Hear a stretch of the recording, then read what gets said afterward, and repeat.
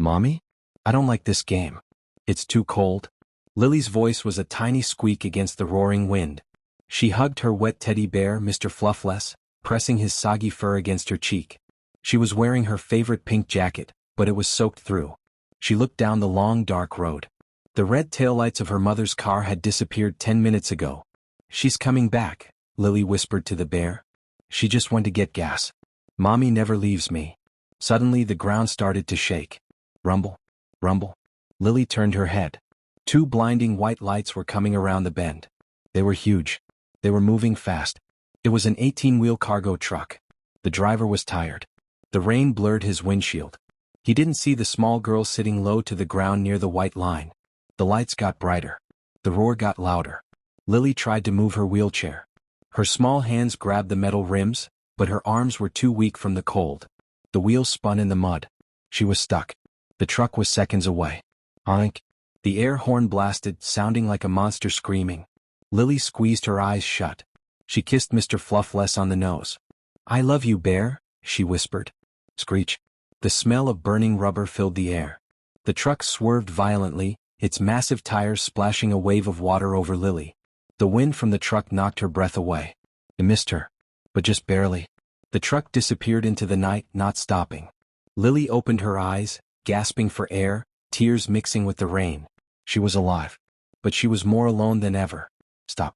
Before we see who comes out of the darkness to save her, scroll down right now. Hit the subscribe button and tell me, where are you watching from? Let me know in the comments. Now let's see how a sweet girl ended up in this nightmare. 3 days before the storm, Lily was happy. She sat in her wheelchair at the kitchen table. She was humming a little song. Sunshine, sunshine, go away rain. Her mom, Brenda, was cooking breakfast. Brenda looked pretty, but she looked tired. She was always tired. Mommy, look. Lily said, holding up a drawing. I drew us. And I drew Carl too, even though he doesn't smile much. Brenda looked at the drawing. It showed 3 stick figures. One in a wheelchair holding hands with the mommy. And a tall man standing far away. That's beautiful, baby, Brenda said, but her smile didn't reach her eyes. The front door opened. Slam. Carl walked in. He was Brenda's new boyfriend. He wore a shiny gray suit and a gold watch. He smelled like expensive cologne and cigarettes. Coffee. Now, Carl grunted, sitting at the table. He didn't look at Lily. Good morning, Mr. Carl, Lily said cheerfully. I made you a drawing. Carl glanced at the paper. He flicked it away with his finger. It fluttered to the floor. I don't need drawings, kid. I need peace and quiet. Brenda rushed over with a mug of coffee. Here, honey. Hot and fresh. Carl took a sip and made a face. It's cheap stuff, Brenda. When we move to the penthouse, we are drinking real coffee. None of this garbage. The penthouse? Lily asked, her eyes wide. Are we moving to a castle? Carl laughed. It was a cold, mean sound. We. Carl looked at Brenda. I thought you told her. Brenda froze. She dropped the spoon she was holding. Clatter. I haven't found the right time, Brenda whispered. Carl leaned forward. Friday, Brenda. That's the deadline. The company gave me the keys. No ramps. No elevators for wheelchairs. No baggage. Lily looked between them. She didn't understand. Mommy? What does baggage mean? Carl stood up. He walked over to Lily's wheelchair. He leaned down. It means things that are heavy, Carl sneered. Things that cost too much money. Things that break. Lily's hands started to shake. She reached for her glass of milk to calm down. Tremble. Her weak muscles spasmed. The glass tipped over. Splash. White milk poured all over the table. It dripped onto Carl's shiny leather shoes. The room went dead silent. My shoes? Carl whispered. His face turned red. It was an accident. Lily cried. I'm sorry. My hands just shook. Accident? Carl yelled. It's always an accident. You are a mess, kid. A walking, a sitting, disaster. He turned to Brenda. This is it. I'm not living like this. Friday night. You choose. The penthouse and the life of a queen? Or this dump with the spilled milk? You can't have both. Carl stormed out. Lily looked at her mom, waiting for a hug. Waiting for Brenda to say, Don't worry, I choose you. But Brenda didn't hug her. Brenda stared at the spilled milk on the floor. She looked at the dirty apartment walls. Then she looked at the door Carl had walked out of. Mommy? Lily whispered. Clean it up, Lily, Brenda said coldly. She walked into her bedroom and closed the door. Friday came. The sky was gray and heavy. "Mommy, why are you packing Mr. Fluffless?" Lily asked. "We're just going for a drive, right?" Brenda was moving fast. She wouldn't look Lily in the eye. "We're going on an adventure, Lily Bug," Brenda lied. Her voice sounded high and fake. "I found a place. A magical place. It's like a boarding school. But for princesses." "Princesses like me?" Lily asked, touching her legs. "Yes," Brenda said, stuffing clothes into a bag. "They have doctors there. Magic doctors. They said they can make you walk, Lily. Imagine that. Running. Dancing." Lily's face lit up. "Really? I can dance with you?" "Yes," Brenda choked out. A tear rolled down her cheek. She quickly wiped it away. "But you have to stay there for a while. Without Mommy. So the doctors can work."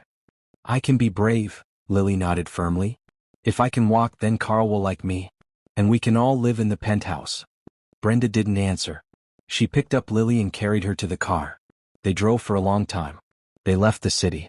They drove past the suburbs. Soon they were on a road with no streetlights. Just tall, scary trees on both sides. "It's dark, Mommy," Lily said, clutching Mr. Fluffless. "Is the magic school far?" "Just a little bit more," Brenda said. Her phone buzzed on the dashboard. "Text from Carl, I'm popping the champagne. Hurry up." Brenda bit her lips so hard it almost bled. The rain started to fall. It hit the roof of the car like bullets. Suddenly, Brenda pulled over to the side of the empty road. "Why are we stopping?" Lily asked. "The tire," Brenda said. "I think the tire popped. Lily baby, I need you to hop out. I need to get the jack from under your seat." "But it's raining." "Just for 1 minute. Be a big girl for Mommy." Brenda snapped. She got out. She pulled the wheelchair from the trunk. She set it up in the mud. She lifted Lily out of the car. The rain instantly soaked Lily's pink jacket. "Okay," Brenda said, stepping back. "Okay." She looked at her daughter. Lily was smiling through the rain, holding her bear. "You can fix it, Mommy. You're strong." Lily cheered. That smile. That innocent, trusting smile. It almost broke Brenda. She took a step toward Lily. She wanted to grab her and put her back in the car. But then she thought of the penthouse. She thought of the diamonds. She thought of never having to wipe up spilled milk again. "I love you, Lily," Brenda whispered. "But I love myself more." Brenda ran back to the driver's door. "Mommy?" Lily called out. "You forgot the tire iron." Brenda jumped in. She locked the doors. Click-clack. "Mommy?" The engine roared. "Mommy?" Brenda didn't look back. She floored the gas. The car spun in the mud and then shot forward, leaving Lily alone in the smoke and the rain. Lily had stopped screaming. Her voice was gone. She sat in the dark, shivering. "She's coming back," Lily whispered, her teeth chattering. "She just went to get the magic doctors." Suddenly, a soft light appeared on the road. It wasn't a truck. It wasn't a scary noise. It was a hum. A quiet, powerful hum. A long, sleek black car pulled up next to her. It was longer than any car Lily had ever seen. The windows were tinted black. The car stopped gently. The back door opened. A man stepped out. He was tall and wore a suit that was blacker than the night. He had silver hair and kind eyes. He didn't have an umbrella. He walked right into the rain, letting his expensive suit get wet. He knelt down in a puddle right next to Lily's chair. He looked at her face. He looked at Mr. Fluffless. He took off his jacket. It was warm and heavy. He wrapped it around Lily, tucking it under her chin. "Hello, little one," the man said. His voice was deep and warm like hot chocolate. "Are you the magic doctor?" Lily whispered. The man smiled sadly. "No. My name is Mr. Sterling. But I think I can do some magic." He looked down the dark road where Brenda had gone. His kind eyes turned sharp and angry for a split second. "Did your mommy leave you here?" he asked gently. Lily nodded, a fresh tear falling. "She went to the party. With Carl." Mr. Sterling reached into his pocket. He pulled out a shiny phone. He pressed a button. "Find the car," Mr. Sterling said into the phone. "Blue sedan. Heading east. Don't let her get away." He put the phone away and looked back at Lily. He scooped her up into his arms, bear and all. He held her tight against his chest. "You are cold," Mr. Sterling said. "Let's get you into the warm car. I have heated seats and cartoons." "Really?" Lily asked, resting her head on his shoulder. "Why are you helping me?" Mr. Sterling paused. He looked at the wheelchair left on the road.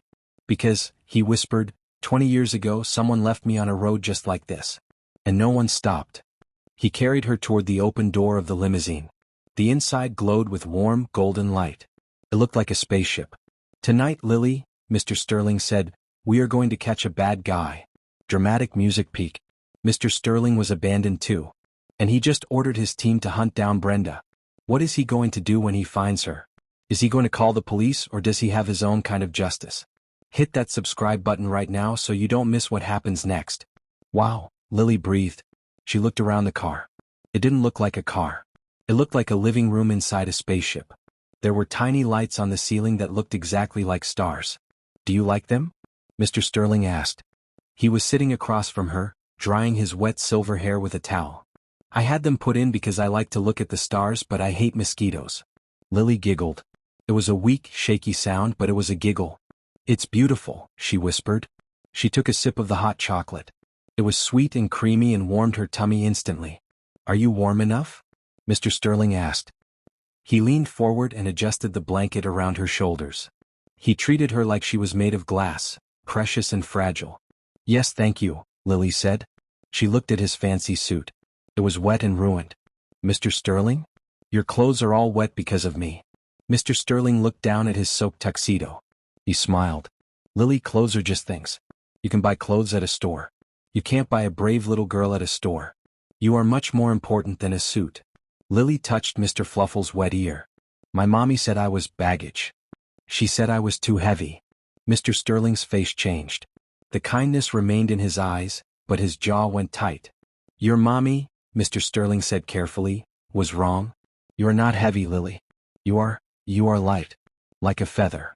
He pressed a button on the armrest. A TV screen slid up from the wall. Do you like cartoons? He asked.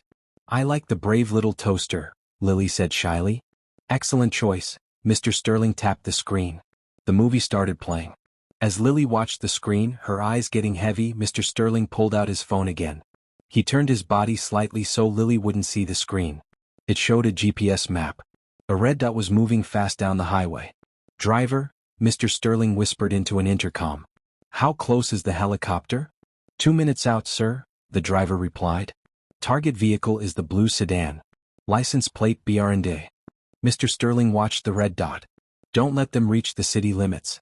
Box them in. Stop crying, will you? Carl snapped. He turned up the radio. Upbeat pop music filled the car. I feel sick, Carl, Brenda said, clutching her stomach. She was so small.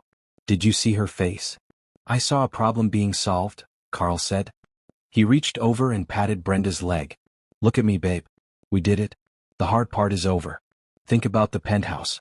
Think about the pool on the roof. Tomorrow morning you are going to wake up on silk sheets, not that lumpy mattress. Brenda took a deep breath. She looked at the empty back seat where the wheelchair used to be. She forced herself to look forward. You're right, she whispered. I did it for us. I did it for my future. Exactly, Carl grinned. He checked his reflection in the rearview mirror. We are free, Brenda. No more doctors. No more spills. Just you and me in the high life. Carl pressed harder on the gas pedal. The old car shuddered as it sped up. Champagne is waiting, Carl cheered. To freedom. To freedom, Brenda repeated weakly. Suddenly, a strange sound started above them. Thwop, thwop, thwop, thwop. It sounded like a giant fan beating the air. It was loud. It vibrated through the roof of the car. What is that? Brenda asked, looking up. Is it thunder? I don't know, Carl frowned. He turned down the radio. The sound got louder. WOP, WOP, WOP. Then a light brighter than the sun hit them. Flash. A massive spotlight beamed down from the sky, blinding Carl. The entire inside of the car lit up like it was noon. I can't see. Carl screamed, shielding his eyes. What is going on? It's a helicopter. Brenda yelled, looking out the window. Carl. There's a helicopter right above us. Inside the limousine, Mr. Sterling was watching a live video feed on his tablet. We have them, the pilot's voice crackled in his ear. Subject is swerving. Panic behavior. Bring them to a stop, Mr. Sterling ordered calmly. But don't hurt them. I want to talk to them. Back on the road, Carl was panicking. Is it the police? Brenda screamed. Did someone see us? It can't be the police. Carl yelled, fighting the steering wheel. Police cars have blue lights. That thing is, It's military or something. Carl looked in his rearview mirror. Two massive black trucks with reinforced bumpers were right on his tail. They were inches away. Pull over, a voice boomed from the helicopter's loudspeaker. Pull over now. I'm not pulling over. Carl shouted. I'm not going to jail. Carl slammed on the gas. The old sedan rattled and shook. One of the black SUVs sped up. It pulled up right next to Carl's window. The tinted window rolled down. A man in a black suit pointed to the side of the road. Carl looked at the man. He looked at the helicopter above. He looked at the other SUV blocking the other lane. He was trapped. Carl stopped the car. Brenda shrieked. They are going to run us off the road. Carl slammed on the brakes. Screech. The blue sedan fishtailed on the wet asphalt, spinning in a circle before sliding into the muddy ditch on the side of the road. Crunch. The car stopped. Steam hissed from the engine. My car. Carl cried. My sports car trade-in. Doors slammed. Brenda looked out the window. 6 large men in suits were surrounding the car. They didn't look like police officers. They looked like soldiers. One of them ripped Carl's door open. Get out, the guard said. You can't do this. Carl shouted, trying to fix his suit. Do you know who I am? I'm a vice president of sales. The guard grabbed Carl by his expensive tie and yanked him out of the car. He threw Carl into the mud, face first. Splat. My suit. Carl gargled, spitting out mud. Another guard opened Brenda's door. You too, ma'am. Brenda stepped out, shaking. She held her hands up. Please? We didn't do anything. We just had a flat tire. The guards didn't speak. They just stood there, forming a wall. Then the black limousine pulled up. It glided through the mud and stopped right in front of Brenda and Carl. The back window rolled down halfway. Brenda squinted against the helicopter spotlight. She saw a man with silver hair. And sitting next to him, wrapped in a blanket, watching cartoons. Lily? Brenda whispered. Her knees gave out. She fell to the ground. Mr. Sterling looked at the woman on the ground. He looked at the man face down in the mud. Justice is coming, Mr. Sterling muttered to himself. He turned to Lily. He wanted to tell her she was safe. He wanted to tell her that the bad people couldn't hurt her anymore. Lily, he said softly. We caught them. Lily didn't answer. Her head was slumped forward on her chest. The hot chocolate cup had slipped from her hand and spilled onto the floor. Lily? Mr. Sterling reached out and touched her cheek. It was burning hot. Hotter than fire. Lily's eyes fluttered open, but they were glassy and unfocused. She was breathing very fast. Shallow, raspy breaths. Mommy? Lily mumbled, delirious. So cold. The truck is coming. No truck, Mr. Sterling said, panic rising in his voice for the first time. You are safe. Lily started to cough. It was a wet, heavy cough. Her body seized up, shaking violently. Driver. Mr. Sterling shouted, turning away from the window, forgetting about Brenda and Carl completely. Forget them. Go to the hospital. Now. Sir? The driver asked. She's burning up. Mr. Sterling yelled. Go. The limousine peeled out, spraying mud onto Carl and Brenda, leaving them surrounded by the guards. Inside the car, Lily's eyes rolled back. She went limp in Mr. Sterling's arms. Stay with me, Lily. Mr. Sterling begged, rocking her. Please don't give up now. I just found you. Sound of heart monitor flatlining fades in. Lily is seriously sick. The cold rain was too much for her weak body. Mr. Sterling has the villains captured. But it won't matter if Lily doesn't survive the night. Can the best doctors in the city save her? And what are the guards going to do to Carl and Brenda in the middle of the dark forest while Mr. Sterling is gone? You are not going to believe what happens at the hospital. Hit subscribe right now so you don't miss out. Help. I need a doctor. Mr. Sterling's voice boomed through the hospital hallway. He didn't care that he was shouting. He didn't care that nurses were staring. Sir, you can't be back here, a nurse yelled, running forward. She's not breathing properly. Mr. Sterling shouted, his eyes wide with panic. She was in the freezing rain for hours. Her name is Lily. Save her. A team of doctors in blue scrubs surrounded them. They took Lily from his arms and placed her on a stretcher. Heart rate is dropping, one doctor yelled. She's going into septic shock. Get the oxygen. Get the warmers. They wheeled the stretcher away fast. The wheels squeaked on the floor. Mommy? Lily whimpered, her eyes closed, tossing her head. Don't leave me. Mr. Sterling tried to follow, holding Mr. Fluffless, the soggy teddy bear. Sir, you have to stay here. The nurse blocked his path. "That is my daughter," Mr. Sterling roared. He didn't know why he said it. He had only known her for an hour. But it felt true. "I am not leaving her alone." "We can save her, but you have to let us work," the nurse said firmly. She pushed him gently toward the waiting room. The doors swung shut. Mr. Sterling stood there, breathless, watching through the small glass window as they cut open Lily's pink jacket and started attaching wires to her tiny chest. He gripped the wet teddy bear so hard his knuckles turned white. Lily is fighting for her life. Mr. Sterling is heartbroken. While the doctors work on Lily, let's go back to the dark forest to see what happened to Brenda and Carl. Do they deserve mercy? Tell me in the comments. Where did he go? Carl screamed. He wiped mud off his face. He can't just leave us here. I need a lawyer. The guards didn't speak. They just stood there, arms crossed, looking like stone statues. My daughter was in that car. Brenda sobbed, shaking. Is she sick? Where did he take her? The head guard, a man named Marcus, stepped forward. He was huge. He looked down at Brenda with pure disgust. You care about her now? Marcus asked. His voice was deep and scary. I always cared, Brenda stammered. I made a mistake. A mistake is forgetting your keys, Marcus said coldly. Leaving a child to die in a storm is a crime. Marcus held out his hand. Phones, keys, wallets. Now. What? Carl stepped back. You can't take my stuff. That's theft. Marcus didn't argue. He snapped his fingers. Two guards grabbed Carl. They patted him down. They took his iPhone. They took his wallet. They took his car keys. Hey, that's my property, Carl yelled. They did the same to Brenda. They took her phone. Marcus took the items and walked over to the ditch where Carl's blue sedan was stuck. He tossed the keys into the deep, muddy water. Splash. You said she was baggage, Marcus said to Carl. You said she was heavy. Well, now you are going to feel what it's like to have nothing. Marcus turned to his team. Let's go. The guards got back into the black SUVs. Wait. Brenda screamed, running toward them. You can't leave us here. It's freezing. It's miles to the city. I know, Marcus said from the window. Better start walking. The SUVs reversed. They spun around. They drove away. The taillights faded into the distance. Total darkness returned. Carl and Brenda stood alone on the empty highway. No car. No phone. No money. Just the wind howling through the trees and the cold rain starting to fall again. This is your fault. Carl screamed at Brenda. You and that stupid kid.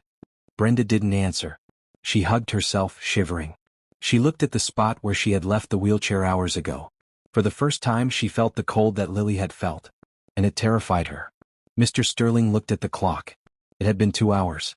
Mr. Sterling? He spun around. The doctor walked out. She looked tired. Her name tag said Dr. Evans. How is she? Mr. Sterling asked, his voice shaking. Dr. Evans took a deep breath. She took off her glasses. She is stable for now, Dr. Evans said. We warmed her up. The fever is breaking. Mr. Sterling let out a breath he didn't know he was holding.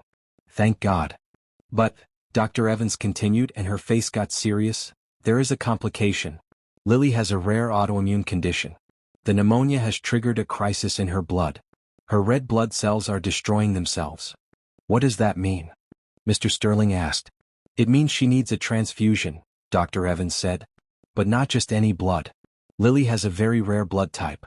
AB negative with a specific antigen marker. We checked the blood bank. We don't have it. Mr. Sterling rolled up his sleeve immediately. Take mine. Take all of it. Dr. Evans shook her head sadly. We checked your medical file, sir. You are O positive. It won't work. If we give her the wrong blood, her body will attack it and she will die within the hour. Mr. Sterling felt like he had been punched in the stomach. So what do? We can't just watch her fade away. We need a biological match, Dr. Evans said. We need a parent.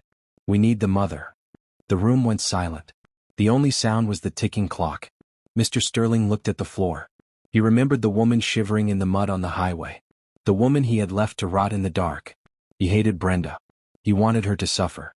He wanted her to never see Lily again. But Lily needed her blood. Mr. Sterling closed his eyes. He realized that saving Lily meant saving the monster who tried to kill her. Find her, Mr. Sterling whispered. He pulled out a satellite phone from his pocket. He dialed Marcus. Marcus, Mr. Sterling said, his voice flat and hard. Turn the car around. I can't walk anymore, Carl whined. My Italian loafers are ruined. Shut up, Carl, Brenda hissed. Just shut up. Suddenly, headlights appeared in the distance. They were coming fast. A car. Carl waved his arms frantically. Hey, help. We're stranded. The black SUV screeched to a halt in front of them. The window rolled down. It was Marcus. Get in, Marcus said. Thank God. Carl cried, rushing to the door. You came back to your senses. I'm going to sue your boss for kidnapping, but first take me to a hotel. Not you, Marcus said coldly. He pointed at Brenda. Just her. Brenda froze. Me? The girl is dying, Marcus said. She needs your blood. Get in. Brenda looked at Carl. Then she looked at the warm car. Wait. Carl yelled. You can't leave me here alone. Brenda, tell him. We're a package deal. Brenda looked at Carl. She saw the mud on his face. She saw the selfishness in his eyes. She remembered how he made her leave Lily. She opened the car door. Brenda? Carl asked, shocked. Goodbye, Carl, Brenda whispered. She got in. The door slammed shut. The SUV sped away, leaving Carl alone in the dark forest, screaming at the taillights. Lily, Brenda cried. She ran to the bed. Oh, my baby. Don't touch her, Mr. Sterling said from the doorway. His voice was ice. You are here to be a blood bag. Nothing more. Brenda flinched. She looked at Mr. Sterling. I'm her mother. You lost that title on the highway, Mr. Sterling said. Sit down. Give your arm to the nurse. And pray that your blood is good enough. The nurse hooked Brenda up to a machine. A tube ran from Brenda's arm, through a filter, and into Lily's arm. Red blood began to flow. The life pouring from the mother who abandoned her, into the daughter she tried to kill. Mr. Sterling watched closely. He watched the monitor. Beep, beep, beep. Suddenly the machine started flashing red. Alarm, error, incompatible match. Dr. Evans gasped. She looked at the test results on the screen. She looked at Brenda. This is impossible, Dr. Evans said. What? Mr. Sterling asked. Is she rejecting the blood? Dr. Evans turned to Brenda. Her eyes were wide with shock. Ma'am, you can't give her this blood. Why not? Brenda cried. I'm her mother. I gave birth to her. According to these genetic markers, Dr. Evans said slowly, holding up a paper, you are not her biological mother. The room stopped breathing. Brenda's face went white. Mr. Sterling looked at Brenda. Who is she? Mr. Sterling whispered. Where did you get this child? Brenda isn't her mom. If Brenda isn't her mother, then who is? Did Brenda kidnap Lily? Or is there an even darker secret? Lily is dying and she has no donor. Mr. Sterling has to find the truth before the clock runs out. You have to see the finale. Hit subscribe right now. You won't believe who Lily really is. Not her mother? Mr. Sterling repeated. His voice shook the room. Explain yourself. Now. Brenda was shaking. She looked at the dying girl in the bed. She looked at the billionaire. She looked at the police officers standing by the door. She collapsed into a chair, covering her face. I stole her, Brenda sobbed. Dr. Evans gasped. Mr. Sterling froze. 10 years ago, Brenda cried. I was a cleaner at City General Hospital. I couldn't have babies. My husband was going to leave me. So, I went to the nursery. There was a baby. Her parents had died in a car crash that morning. She was all alone. No one was watching. Brenda looked up, tears streaming down her face. I took her backpack. I put her in my laundry cart. I named her Lily. I thought if I had a baby, my husband would stay. But he left anyway. And then the doctors said her legs didn't work. She was broken. And I was stuck with her. Mr. Sterling stepped forward. He looked at Brenda with pure disgust. She wasn't broken, Mr. Sterling growled. She was a miracle that you stole. You didn't just abandon her on the road. You stole her entire life. Beep, beep, beep. The heart monitor sped up. Lily was convulsing. We are losing her. Dr. Evans shouted. We need blood now. Brenda's blood is toxic to her. We need a match. Mr. Sterling turned to the doctor. I will get you the blood. How? Dr. Evans yelled. It takes hours to find a rare match. Mr. Sterling pulled out his phone. He walked to the window. He looked out at the city lights. I own the TV station, Mr. Sterling said. I own the radio stations. I own the cell towers. He pressed a button on his phone. This is Sterling. Override every channel. Interrupt every broadcast. Send a text to every phone in the city. Tell them I need a hero. Suddenly, every screen in the city turned black. Then Mr. Sterling's face appeared. He wasn't wearing his suit. He was in his wet shirt, looking tired and scared. "My name is Ethan Sterling," he said to the camera. "I'm asking for your help. A little girl named Lily is dying at City Hospital. She was abandoned in the rain. She has no family. She has rare AB negative blood. If you have this blood, please, come to the hospital. I will give $10 million to the person who saves her." Mr. Sterling paused. He looked right into the camera. "Actually, forget the money. Come because an angel needs you." Visual, the hospital entrance. 5 minutes later. Mr. Sterling stood by the window of Lily's room. He looked down at the street. "Sir," Dr. Evans whispered. "Look." Mr. Sterling looked. Cars were pulling up. Taxis. Buses. People were running down the street. Hundreds of them. A line was forming around the block. A nurse burst into the room. "Sir, we have 500 people in the lobby. We found a match. We found 20 matches." Mr. Sterling let out a breath and fell to his knees holding Mr. Fluffless. "Thank you," he whispered. "Thank you." The nurses rushed in with a bag of blood. Not Brenda's blood. The blood of a stranger who just wanted to help. They hooked it up to Lily. The red life flowed into her. The color started to come back to her cheeks. The heart monitor slowed down. Beep. Beep. Beep. Normal rhythm. Brenda watched from the corner, handcuffed to a chair. She saw the love the city had for the girl she threw away. She put her head down and wept. It was Carl. He had spent the whole night in the woods. His expensive suit was torn. He was covered in bug bites. He was crying. "I'm a vice president." Carl screamed as the police handcuffed him. "I have a reservation at the penthouse." A black car pulled up. Marcus, the head of security, stepped out. He held up a phone so Carl could see the screen. It was a live news report. Breaking news. Brenda Miller and Carl Jenkins arrested for kidnapping and attempted murder. The billionaire Ethan Sterling has filed a lawsuit to take everything they own. "You don't have a penthouse anymore, Carl," Marcus said, smiling coldly. "Mr. Sterling bought your building this morning. And he evicted you." The police shoved Carl into the back of the squad car.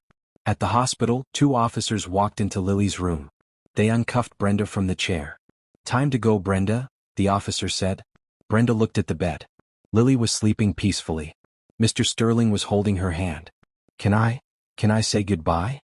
Brenda asked. Mr. Sterling didn't look up. "Goodbye, Brenda." The officers dragged her out. The door closed. The nightmare was over. "Close your eyes," Mr. Sterling said. Lily giggled. She sat in a brand new electric purple wheelchair. It moved with a joystick. She was wearing a beautiful yellow dress and sparkling shoes. "Are we there yet, Mr. Sterling?" Lily asked. "Not Mr. Sterling," he corrected gently. "What did the adoption papers say?" Lily smiled so big her cheeks hurt. "Dad." "Open your eyes." Lily opened them. They were in a penthouse. But not the cold, scary one Carl wanted. This one was full of sunlight. The walls were painted with rainbows. There were toys everywhere. And in the middle of the room, there was a giant ramp that led to a rooftop garden. Lily zoomed her chair up the ramp. On the roof there was a swimming pool. And next to the pool, a pony. A real, live pony with a bow in its hair. "Is that for me?" Lily gasped. "Everything is for you," Ethan said, walking up behind her. "I told you, Lily. No more cold. No more dark roads." Lily turned her chair around. She reached out her arms. Ethan knelt down and hugged her. It was the warmest hug in the world. "I love you, Dad," Lily whispered. "I love you, Lily," Ethan said. Lily looked over the edge of the balcony at the city below. She thought about the dark road. She thought about the rain. It felt like a bad dream now.